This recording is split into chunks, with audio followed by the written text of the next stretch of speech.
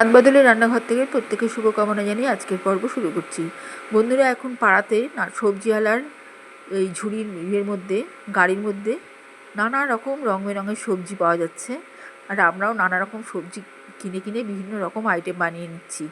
তো এইরকমই আজকে মনে হলো যে কড়াইশুঁটি প্রায় এখন ভালোই পাওয়া যাচ্ছে, এরপরে আর পাওয়া যাবে না ফ্রেশ কড়াইশুঁটি, সেই ফ্রোজেন পাওয়া যাবে। তো কড়াইশুঁটি দিয়ে কিছু একটা বানালে হয়। আমি আমার মতো করে কড়াইশুঁটি দিয়ে একটি মটর পোলাওয়ের রেসিপি নিয়ে এসেছি, ঠিক আমি যেমন করে বানাই, খুব হালকা করে। কারণ এর সাথে যে রান্নাটা করব আমি এই মটর পোলাও খাওয়ার জন্য, সেটা কিন্তু আমি রিচ করে বানাবো। কাজেই মটর পোলাওটা আমি হালকা করে বানাচ্ছি। এখানে তেল, ঘি, তার মধ্যে আমি শুধু তেলের মধ্যে আমি গাজর ঝিরি ঝিরি করে কেটে দেখালাম, যেটা কেটে একেবারে ছাঁকা তেলেই ভেজে নেব, শুধু লবণ আর চিনি দিয়ে।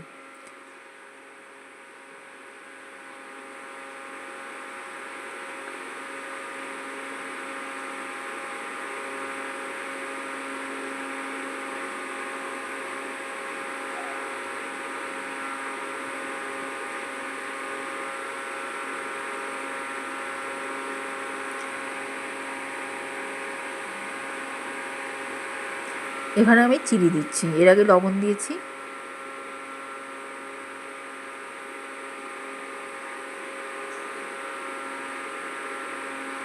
ভাজার পরে গাজর একটুখানি হয়ে যাবে, কারণ গাজরের ভিতরে যে তেলটা আছে, পুরো রসটা আছে যেটা, সেটা সম্পূর্ণ তেলেতে ছেড়ে যাবে, আর গাজরটাও অল্প হয়ে যাবে। আমি এবার তেলটা ছেঁকে নিচ্ছি গাজর থেকে।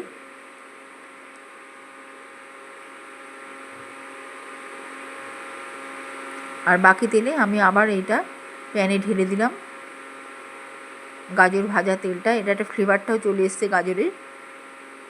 এরপরে আমি ঘি দিয়ে দিচ্ছি।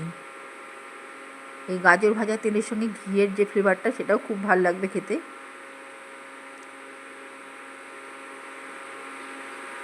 এলাচ দিয়ে দিলাম, দারচিনি দিয়ে দিলাম ছোটো এক টুকরো। আমার এলাচের গন্ধটা ভালো লাগে, তাই এলাচ বেশি দিলাম, দারচিনি কম দিলাম।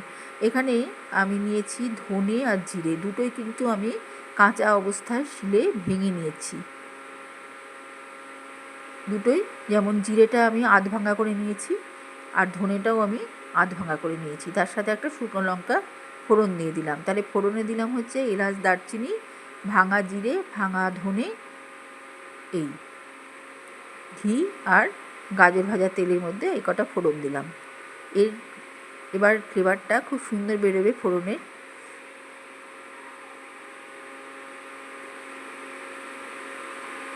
এবার এর মধ্যে আদার কিমা করা সেটা দিয়ে দিলাম, খুব একদম মিহি, মানে এটা আমি মিহি করে রেখেছি, বাটা না। কাঁচা লঙ্কা কুচি দিলাম আর আদার কিমা দিলাম ফোড়নে, সামান্য একটু নাড়াচাড়া করে নিলাম। আদা বেশি ভেজে নিলে এর ফ্লেভারটা অন্যরকম হয়ে যায়। এবার আমি কড়াইশুঁটি দিয়ে দিলাম, বেশ খানিকটা, 1 বাটি মতো। আর দিলাম জলটা এই 3-4 চামচা মতো জল দিলাম। এবার তেলেতে সম্পূর্ণ কষিয়ে নিচ্ছি।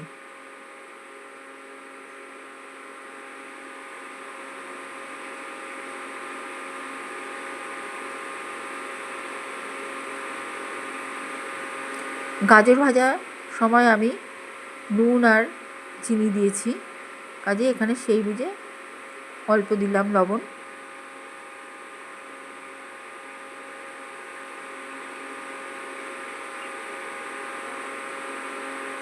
এবারে দিলাম মিল্ক পাউডার।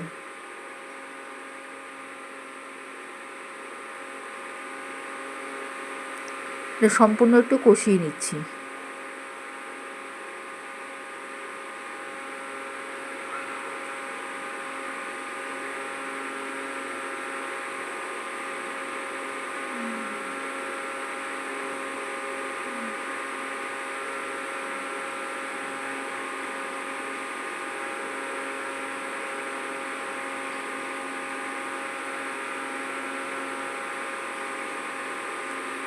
এটা আস্তে আস্তে কষালে এখান থেকে বেশ তেল ছেড়ে আসবে।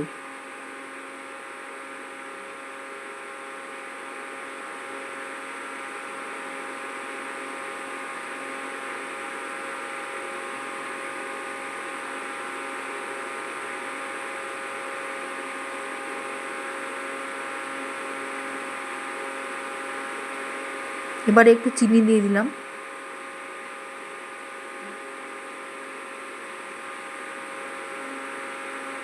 কিশমিশ দিয়ে দিচ্ছি। এখানে কিন্তু আমি কাজু দিইনি, কারণ এর মধ্যে কাজু ভালো লাগবে না, একদম ভালো লাগবে না, কাজে আমি কিশমিশটাই দিলাম। এখানে শুধু মটরশুঁটিটাই মুখে পড়বে, আর কিশমিশটা একটু মিষ্টি মিষ্টি বলে খেতে ভালো লাগবে। এবারে আমার তৈরি করে রাখা বাসমতি চালের ভাত আমি একটা হাঁড়িতে করে রেখেছিলাম। এখানে আমি 1.5 কৌটো মতো চাল নিয়েছি, ছোট কৌটো।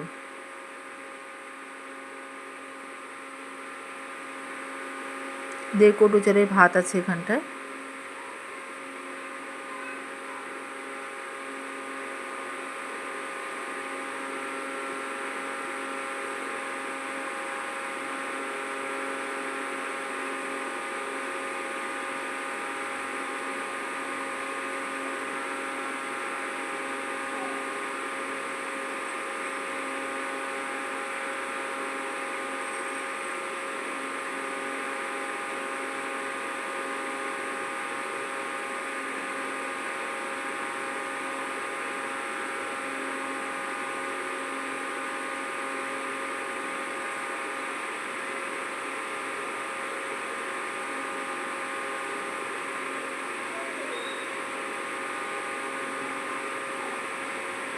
এবারে ভাতটা আস্তে আস্তে সব মশলার সাথে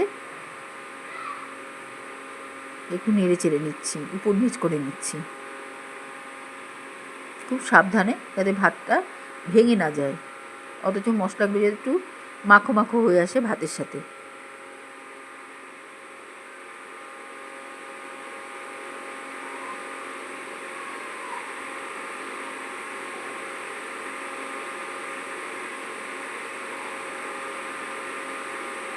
এবারে আমি যেই গাজরটা ঝিরিঝিরি করে কেটে ভেজে রেখেছি, গাজরটা উপর দিয়ে ছড়িয়ে দিচ্ছি।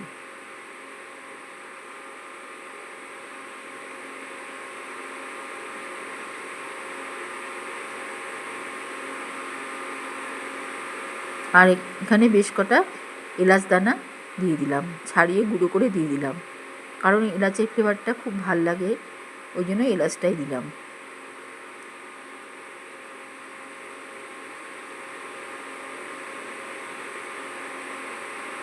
এটা আজকে আমরা মশলা আলু আর টমেটোর চাটনির সাথে খাবো।